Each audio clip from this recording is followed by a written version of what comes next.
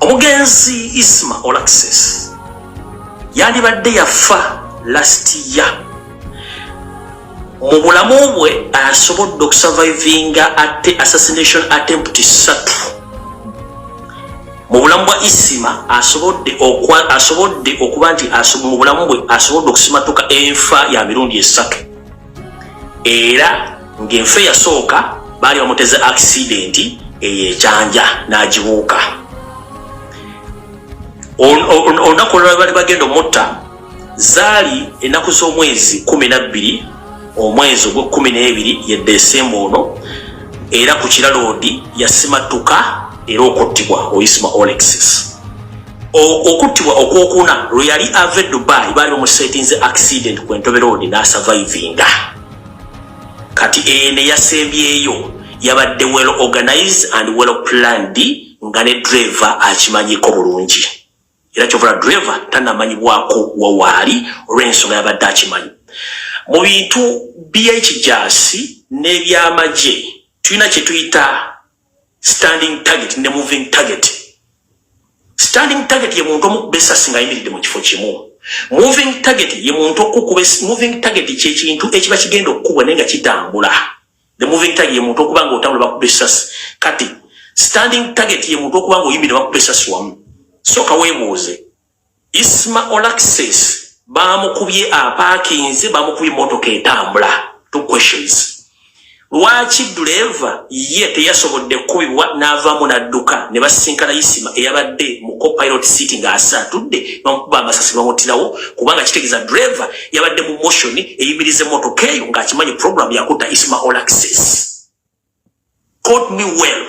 Waliwo kye tuyita moving target ne standing target. Kati Isima bamukubidde mu standing target ng'already driver amaze okuyimiriza motoka ye n'atema ng'amaze okubalekera omuki omusajja waabwe. Mukitegedde bulungi nnyo. So driver badde amanyi olukwe luno. Olukwe luno lwatandise lutya? Wano we tuli.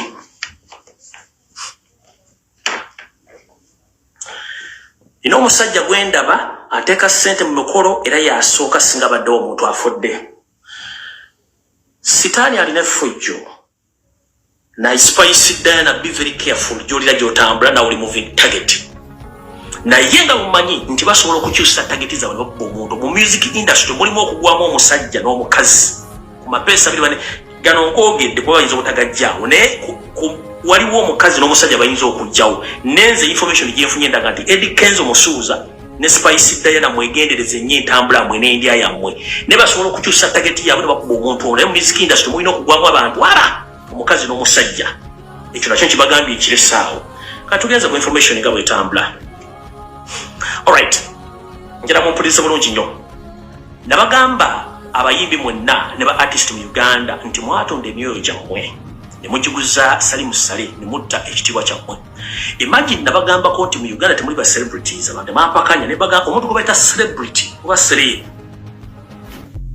Abantu baba kunoonya nga ne buli kikuliko kisobola okuleetera ensimbi. Naye Museveni yaddira bannayuganda n'abafuula tebakyalina kye bali balina kukola kimunoonya ne mutunda talenti yammwe na buli kimu ne mukiwa Salimu Sale. Kati okalya ddakadda envunyo girira mu katiko n'ekulina mu kofi ne muwuliza information bulungi nnyo kuba tennafuluma wonna esookedde wano.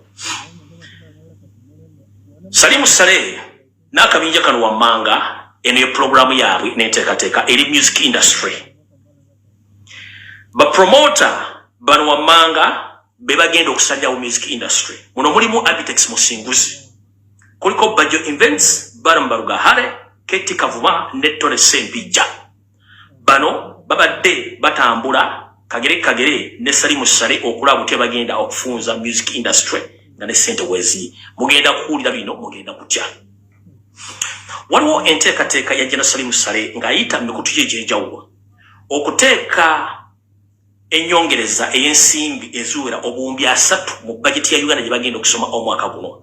Ng'eno egenda kuba a controlling a music industry under the influence of these 5 people I've mentioned below.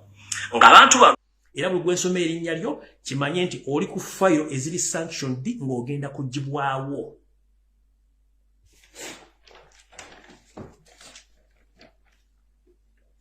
Abamukomya obukumi nenda bagamba dda. Nandibadde siboogerako era bategeeza nsonga zino. naye Katonda omutima gwe yampa mwawa munda ku social media ono mulo musajja mukambwe nnyo naye ndi muntu mulala nnyo olw'ensonga nti sinze neetonda ate sinze nakutonda numirira nnyo omuntu okuba nti waali nalema kugibwako bulamu bwe kubanga ffenna tuli bantu ate tuli mu kkubo buli omu otambula n'oluvaako ne tukwata ekkubo eddala. Chief Justice Owinyi Dolo wonna wooli muganda wange oli mu ofisi ya Museveni nga Chief Justice guno omulundi gwe gusembayo kwogerako ku linnya lyo. Chief Justice Owinyi Dolo, whenever you are get to know that you are monitored home and away, and very soon you are going to leave this nation because the state is planning to finish you. So whoever knows Chief Justice Owinyi Dolo, tell him that soon or later he's going to be eliminated. Oyomu. Tugenze ku musajja eyakozesebwa okusaanyawo obwakabaka bwa Rwenzururu, Peter Eleru, oba oli jeno oba oli ki. Mr. Peter Erel, whenever you get to know that your masters are looking for you and they know how to get you because they are trying to hide all the evidences and all the mess they made by using you when they sent you to finish or to crush the Rwenzururu kingdom. So now they want to eliminate you so that they can prevent the further questions when the government is overthrown. So Mr. Peter Eruru wonna woli nchimanyi government abandi yagadde kule bakusevinga njala kugamba Peter Eruru wonna woli manyo Luganda oyinza ko bizabuza tamayi Luganda oboli major oboli jeno sichama iddala kwoli ndeza katoli jeno bakama abo abakuwa obuyinza ne bakuwa biragiro ogenda okusanya wakabaka bwa Rwenzururu beba mu fabiro ya sanctioning dwa ngogenda kujibwawo nga nabigisimu fungize wonna woli wetegeke ekijja si kyangu. Jeno Peter Erweru wonna wooli essaawa yonna naawe bagenda kulya. Tugenze ku Senkagale wa DP Nobati Mao oba Nobati Bawobe. Muganda nkulaba oyambala obusuuti obwawula ettaka lya Uganda n'okola amateeka era n'otambula. Nga bwe gambye nti okusula mu ggale kyekikufuula mmotoka ate okulwa ku nnyumba za landiyo tekikufuula nnyinizo olw'ensonga naye yaziteekawo kufunamu nsimbi. So Nobati Mao gw'omanyi Oluganda kubanga okulidde mu Buganda. Wandibanga weefuula nti Museveni akwagala takwagala nnyo era naawe oli ku lisiti ey'abantu abagenda okuggibwawo essaawa yonna. Gwawo nvuddewo. Waliwo mwannyinaffe gumuyita Fulfiga naye nga ye Nakangu oba Nakanguubi. Fulfiga wonna wooli wegendereze endyayo n'entambulayo wonna wooli Fulfiga mpulira bulungi. Amanya gange nze Lumbuye. Nnaku z'omwezi 9 omwezi ogwokutaano omwaka 2023. Mbyogedde ku Sabinda Kikeziitamu wegendereze gy'oliira gy'otambula ne by'okola ku lisiti kw'oli. Nakanguubi oba gwemumanyi nga Fulfiga nawe kw'oli. Tugenze kwe yaliko muganda waffe era n'omukyusa obwongo Ashibaga Kato na wooli muganda wange weebereremu ffe tetukwagala kulanga oli mufu kubanga sitaani omulimu gwa kukyusa abantu kubajja ku bikolwa bya Katonda bagende ku bikolwa bya sitaani so bakukyusa obwongo ne tebakwagalangako. Wonna wooli muganda Ashibaga Kato okutegeezaako nti weebereremu abantu b'odinga nabo bakwagala oli mufu essaawa yonna. Tugenze ku muganda wange Ande Mukasa oba Bajjo Invents Ande Mukasa wonna wooli wotambulira kimanye nti gw'omu ku bantu abo. Waliwo omusajja ono musajja muganda simanyi kye baamukola n'atuuka okubanga ayogeranga omuntu atakyali Musa naye nga ate takimanyi nti bamwagalirako ddala. Basajja bevule ensolo nkambwe oyogedde ebigambo bingi n'oyogerako ebigambo bingi nnyo naye nze siri mu kiraasi egaana kuwa information gye mbanfunyeko ggwe wonna wooli. Nnaku z'omwezi 9 omwezi ogwokutaano omwaka 2023. Basajja mivule ensolo nkambwe wonna wooli. Olina famire, olina abooluganda, olina ebyokola. Wonna wooli weeberere. Muze omulimu ogwange kwogera bigambo bino Katonda ambeere na buli kimu kyenkola. Naye saagala kula munda Uganda mulala ng'azikirira olw'ensonga nti mwakozesebwa oba mukyakozesebwa olw'okuba nti mwagala obusente n'okuba nti mulina akanyoomonyomo ak'okuba nti mulemesa nnyo bannammwe bwe gwanga erimu nga mubalowozesa nti mulowooza mwe musinga okwagala nga mulowooza nti bo tebasande kuba ate ali mbuyinza asande okuba ate nga tabaagalako. So basajja mivule nsolo nkambwe. Sigenda kujulonga nga kuvuma nga gobokola no njalaga kutegeeza nti naawe gwomu kubali ku listi eno ey'abantu abagenda okujjibwawo. Olwaliro mpaka mu bw'omwona lwenzira mukola kye tuyita security alert. Bwe nabanga nina eri crucial nja kunoonya omuntu gwe kikwatako mutegeeze ensonga ezo je ng'omu. Julia Sirika Lumbuye. Bwe kisajja gwe Lumbuye gwe mumusirikira ebinyo. Kati kya kyantekeseza ku list ku namba 2. Lwaki tateekako Balamu? Ndaba wamutaddeko dda. Gasumba waali wamutaddeko dda. Ku list Lumbuye gye yakubye Balamu kwali, Frank Gasumba kwali, mukulu wange Hamu kwali.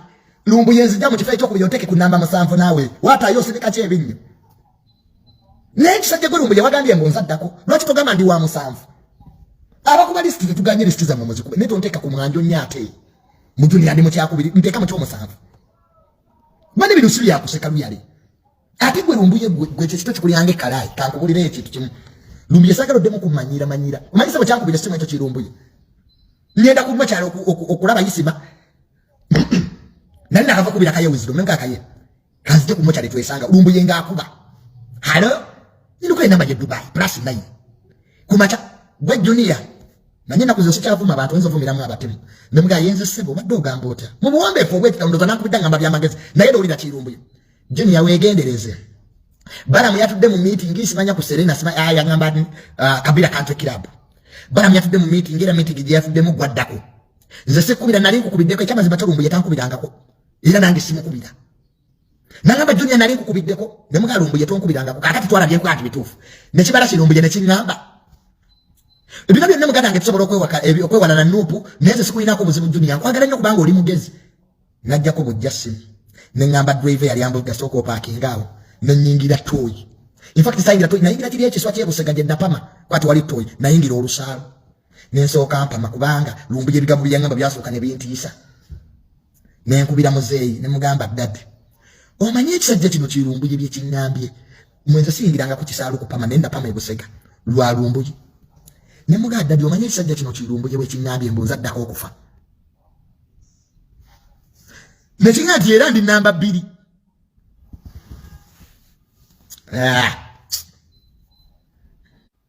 Era dadi Lumbuye Fred Lumbuye siganda nga kukubika bantu bika buli goyagadde neze nzijako kale bwobo ntadde ku list nteeka wala nzisagala kufa bambi sagala kufa segera nzitamale nti okufa ndi mutitizi iye ndi mutitizi leto buli omachi manyi nze kyanzija mu nupu bantu kufa katika nkibabuulire nze sibera wali mirambo nze tamale bwobo yagala nziruke ngamba ati awaliwo okufa